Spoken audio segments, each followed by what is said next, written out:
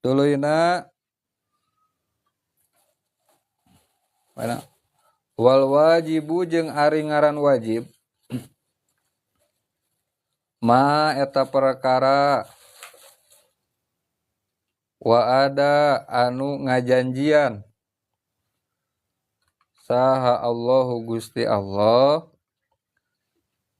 pa ilahu kajalma anu bigawena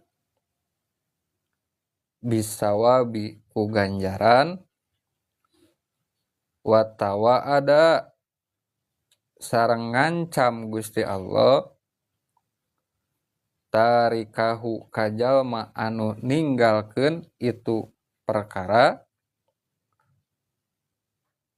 bil ikobi ku siksaan.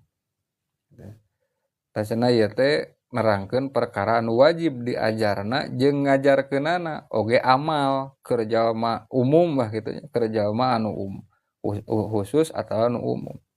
Sedangkan ari ngaran wajib teh saur musannif dijelaskeun nyaeta perkara anu dijanjian ku Gusti Allah Subhanahu wa taala pikeun jalma nu migawena ku ganjaran.